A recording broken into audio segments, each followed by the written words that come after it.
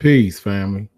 This is James with Pan African Designs, and I'm back at y'all again, like I promised, with another topic. Today we're gonna be dealing with black-owned businesses or African-owned businesses, and their relationship to the community, and how that relationship must change if we're going to change the trajectory of our situations economically.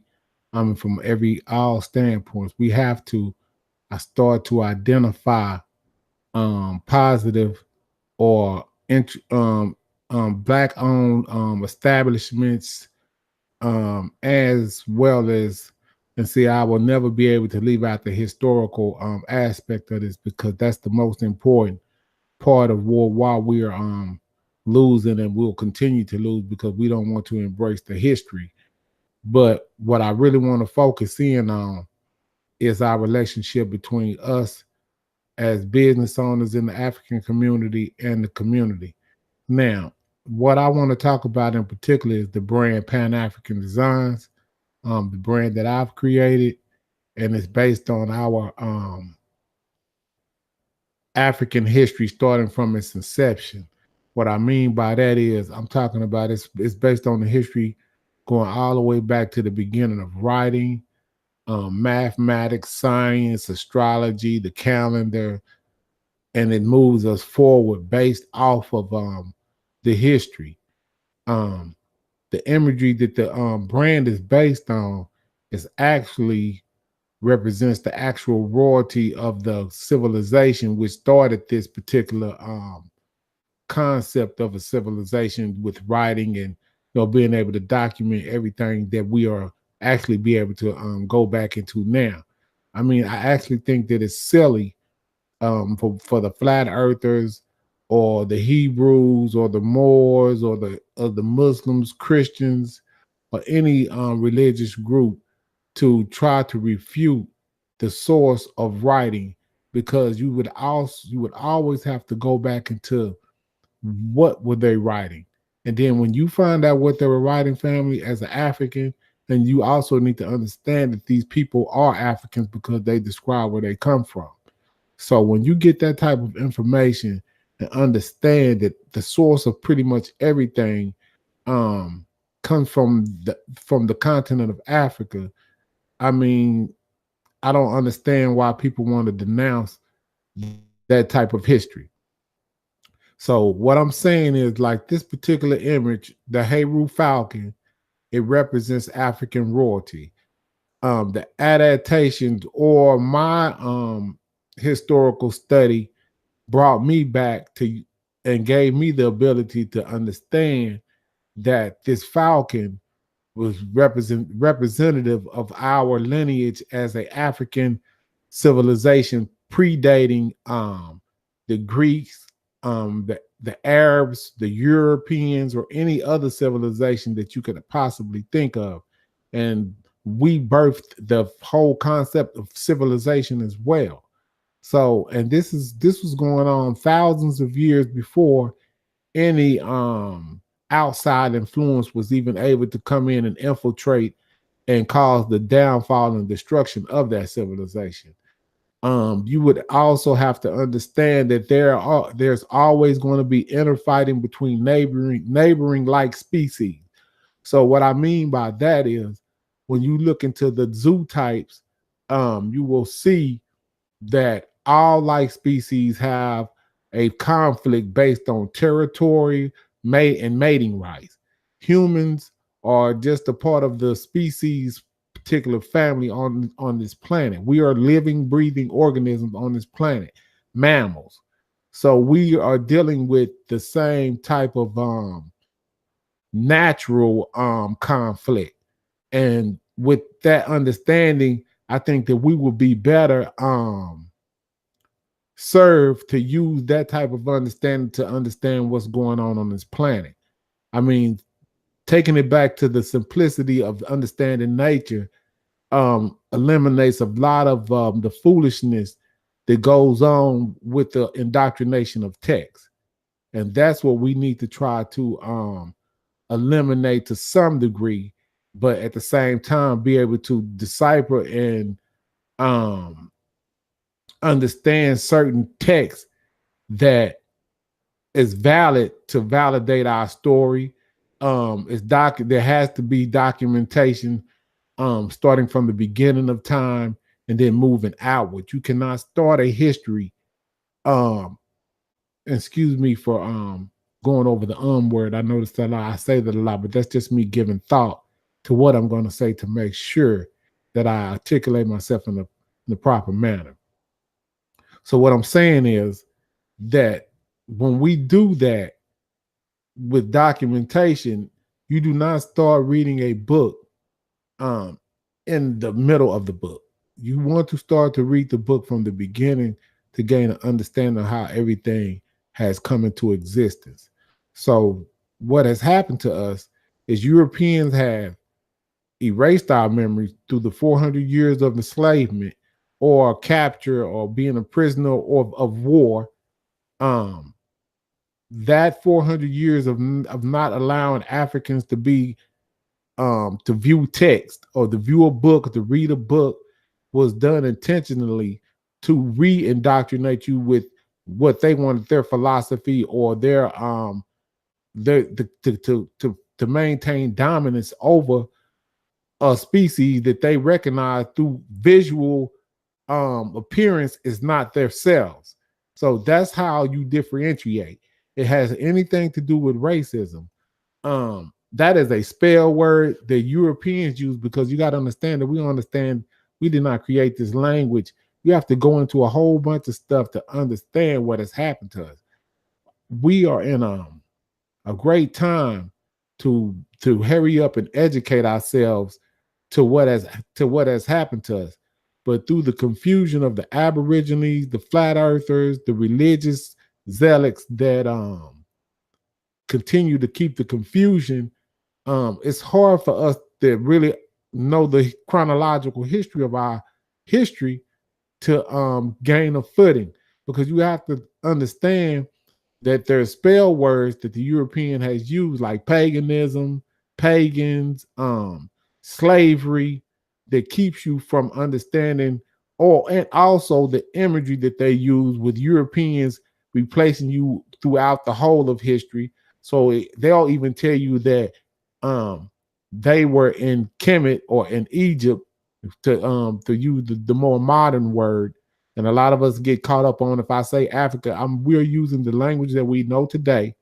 And we do know of older languages that we call the land before the European invasion. But for teaching purposes, we want to try to use the language that we are dealing with today. And I can interject that later on to try to give our people some source references of what we called the land before the Europeans came and invaded, or the Arabs or whoever else, the Asians or who else outside of the continent that we recognize. And again, I want to make clear that there's also always going to be inner conflict within a like species.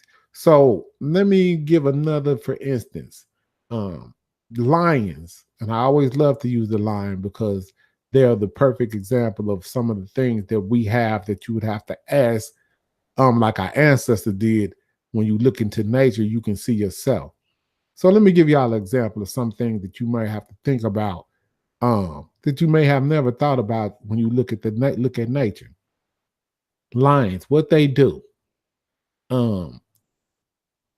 That's this kind of similar to the human family, that I think that especially in Africa, they hold that particular family structure with what we call polygamy today. It's multiple male to, one male to multiple female structure of the family. That's an African structure, and it also keeps a strong population, and which is what you're going to need if you want to sustain your species type. So that is the African way to sustain life. It has been working since the beginning of time, and it is a model from nature that has been going on since the beginning of time.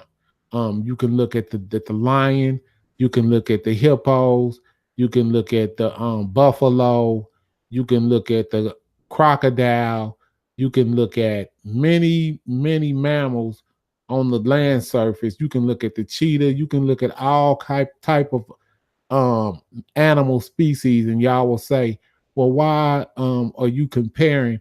Because we are living, breathing organisms just like them. We are no, we have no more right to this planet than them. When we build a house, ants build a house, so it's no big deal. But we do have to acknowledge that we do have certain things that animals do not have, but that does not make us superior. Because if a lion walked in this room right now and was hungry, and I don't have no weapon to stop him from doing what he wants to do to make sure he sustains himself, guess what? I'm a turd. So that's just how simple it is. I am not stronger than a lion. I'm not stronger than a elephant. I'm not stronger than a lot of things on this planet. But we have a certain type of strength about us as humans or as Africans that we need to embrace.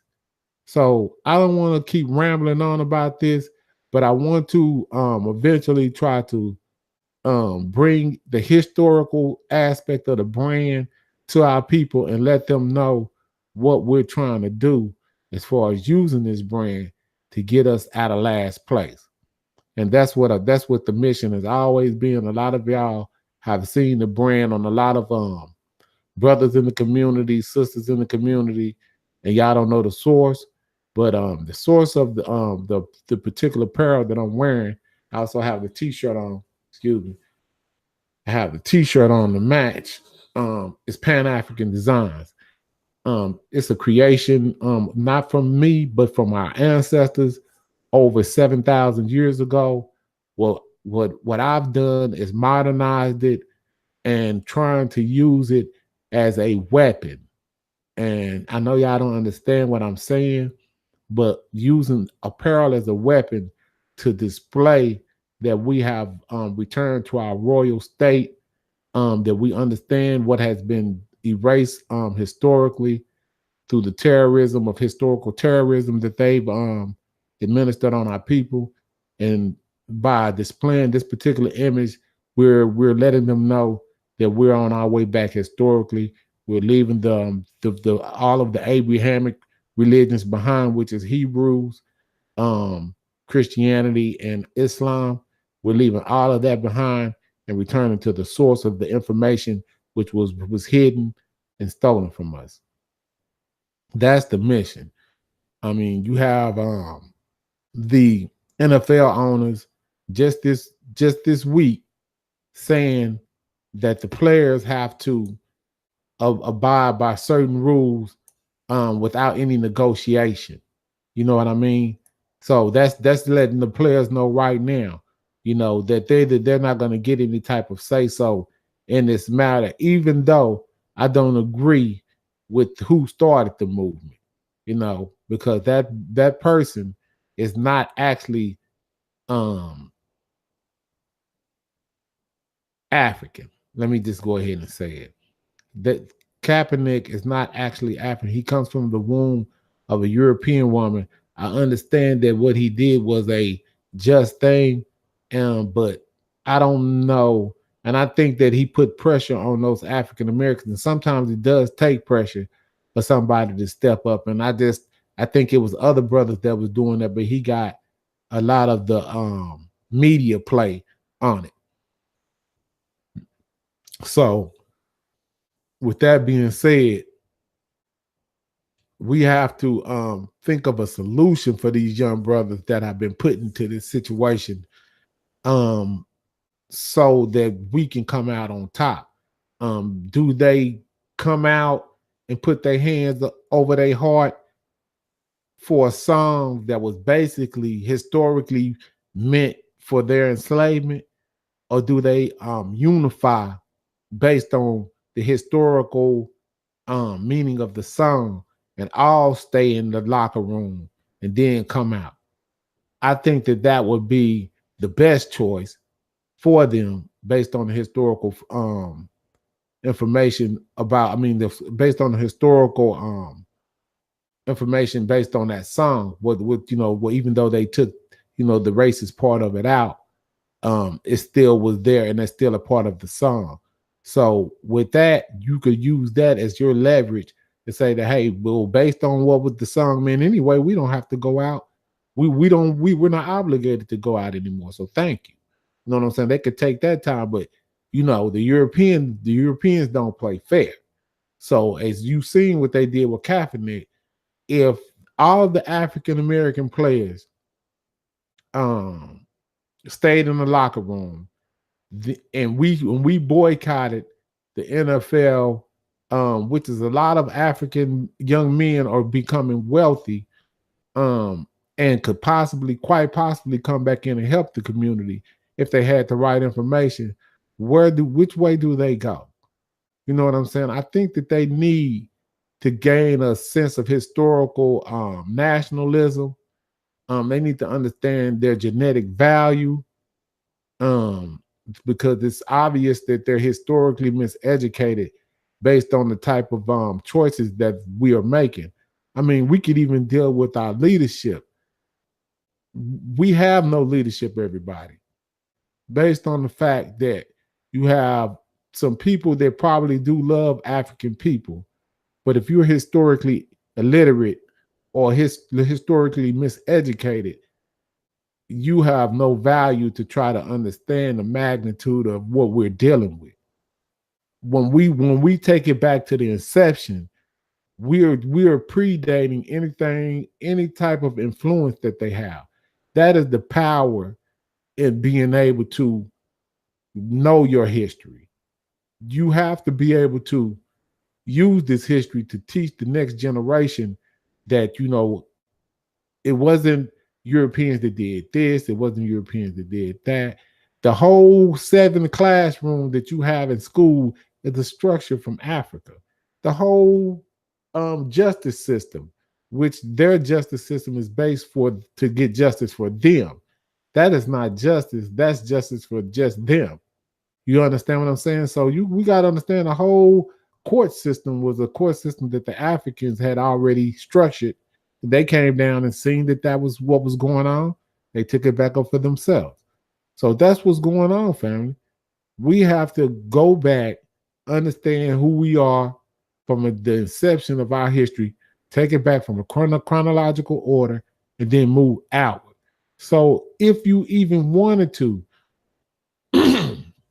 excuse me, I don't think that you would even want to, but if you wanted to claim to be a Hebrew, if you wanted to claim to be a Muslim, if you wanted to claim to be a Christian, I don't think that you would be able to, based on the fact that all of those stories had a foundation based on a beginning. Now, what I mean by that is we were all given a beginning. The beginning is Adam and Eve. Well, you have another people who created writing that's saying something about a creation story. And why is their story not valid when it came first? No one can go with a secondary story when somebody already has a creation story thousands of years that predates that, whether it's fictional or not, because that's fictional. Woman did not come from man's rib. We know that. We grown, we're adults now. I've been on this planet 50 years. So when you've been on the planet this long, then you start to understand that certain things are just fiction. And if you can't understand that by now, you're just afraid because of the spell words that they put into the history. And again, the spell words are pagans, people that believe in more than one God. But these people predate your God. So who's to say what makes your God superior while we dealing with what we're dealing with your God right now? We're in last place. So not to say that I even believe in God or something like that. I'm just giving you history. What we're trying to do is deal with pure history for a second. We need to remove the religion and then understand the history. And then once we understand the history, if you want to pick the religion up, as Dr. Clark say, then by all means do that. You know what I'm saying? But we can still have a spiritual base, but it needs to be in historical fact. So I don't want to ramble on, family, too long. I just want to come in, interject a little bit and try to start. I may come back in later on. because I'm trying to get some content up on the page. Y'all, if y'all like these hats, y'all like any of the apparel, we have new stuff coming out. We're working on the website. I think we're dealing with net neutrality with that as well, because I've added some I've added some apparel to the Facebook page, which is Facebook / PanAfricanDesigns.com with an S for the designs. But I've added some new products because it's been over 5 years since we dealt with the website. It's a lot of new technology has come out within 5 years. A lot of new. I've gotten a lot better with my presentation as far as learning the Photoshop game. I mean, I've learned the wealth of knowledge within the 6-year period since I've started this brand. Even from the hat game to, I mean, the T-shirts, learning different companies, learning different verbiages, learning what type of prints work best, learning, I mean, it took a lot for me to get where we're at now. I mean, a lot of people, I mean, not to be disrespectful, we do the vinyl cutter as well, but the design that we did with this Heru design is a very special design, y'all, because it has so many colors, and the colors had to be this way based on the Pan-Africanism that we're supposed to be indulged in, from an African perspective and understanding our history. So what was done, and what I've done, and this will be my legacy, is I've actually put the Pan-Africanism with the history and I've actually put it on the flag. And that right there is a significant move for us, because that shows, like I said, we're supposed to be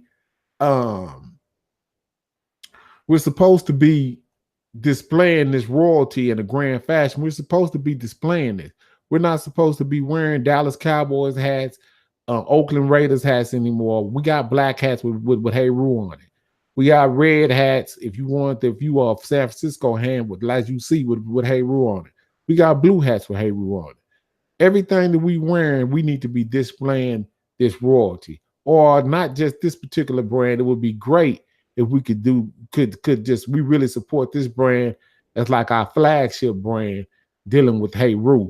You know what I'm saying? Because we have the small polo style collar shirts with the same Heru Falcon that I have on now, with the same red, black, and green screen. We have a scheme. We have that on the polo style apparel, and on some of on all of the apparel. We'll be transitioning over and putting that on to youth and everything, because we're trying to rival those particular brands and take the economics out of their pocket and put it back in, basically, not my pocket, but our pocket.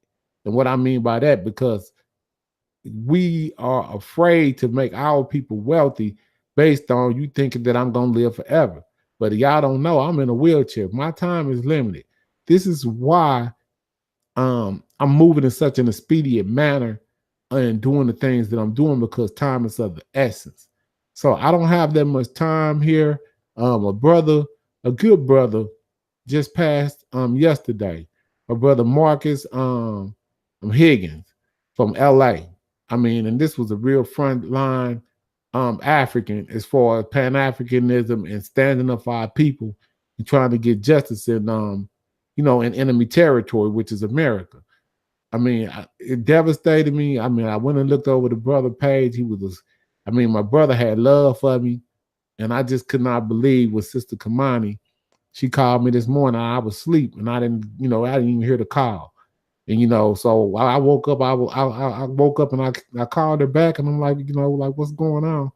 And that's when she gave me the news. Now, my brother, he had been in the hospital, but I'm in Texas.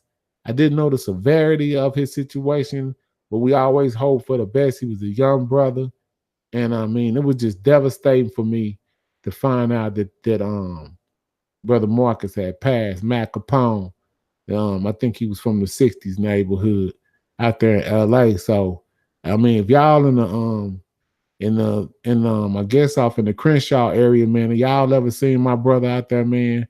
Y'all lost a great brother. And I mean, we ain't gonna get another. I mean, out of 100,000 brothers, we ain't finna get another brother like that. And that's real talk. I've never seen. I mean, when I first got into this, man, when I you looking for people that's really trying to be serious about what we doing. I mean, no jokes aside. I mean, just all about being serious about trying to liberate our people and figure out a way where we can, we could thrive and be a better people. And that's what, it kind of angered me this morning that he passed away, because my brother he didn't never get a chance to see us do anything. I mean, he's seen a little bit, but I mean, I think Los Angeles they have a community out there that's really strong. I mean, stronger than most. But the stuff that I know that we all want to see, he didn't get a chance to see it. So that's what I'm talking about. Time, family. We don't have that much time to be playing all this Aboriginal stuff, flat Earth stuff. Our ancestors have already told us the Earth was round. The Aboriginal stuff, we've already genetically figured that out. I mean, you can look at the hair follicles to tell that we were brought over here straight from a boat. Either we came here at one time or by majority through the enslavement or capture, a prisoner of war type of a situation. To be able to retain the African features and hair follicles did not come from somebody migrating or walking over here. Those people are the Indians that's indigenous to this land. If you want to really just think clearly, you would know if Africans were all over the planet, then everybody would look like us. Why are we a minority population here on the American continent? If we were everywhere, we would be predominantly by population everywhere.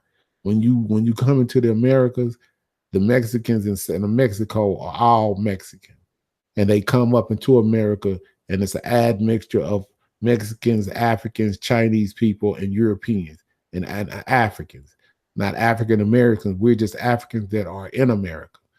And to say that everybody's grandparents or somebody got raped, or somebody may have had a historical accident and thought that Europeans were cool and had procreated with them, that's a whole nother story. But out of the thousands of millions of Africans that came over, all of them did not get raped. A lot of them were bred only to Africans. It was illegal to even interbreed with Europeans or anything outside of Africa until the 50s or 60s. So come on, man. We know the history of our we know this recent history. We need to get caught up on the history that they hid. And we need to consolidate around the brightest of Africans that we know. If I don't care from what realm or what sect or what section or what is the word that I'm looking for, man? I don't care what particular field. Yeah, look, maybe that's what field you're in, what your expertise is. If you got something, we have enough African teachers that know our history to be able to start teaching this. I think the history needs to be taught outside of school. You never expect your enemy to teach you who you are. Dr. Clark, Dr. Ben, Sheikh Anta Diop, or anybody that has come before us would agree that your enemy does not teach you who you are. They're not going to give you their power. This is up to us. Like I said, I'm going to go ahead and end this. The name of the website is panafricandesigns.com. I hope y'all like the new mic and the new audio. I think I want to close out with showing a couple of pictures. I don't even think I'm going to be able to. But I'm gonna add in the pictures on the edit at the end, and because I'll put something at the beginning. But I'm gonna dedicate this, man, to the brother and to the family and to my little bro, Marcus Higgins from Los Angeles, California. Yo, homie, I really miss you. I'm gonna miss you. And Black Power and fists up, family.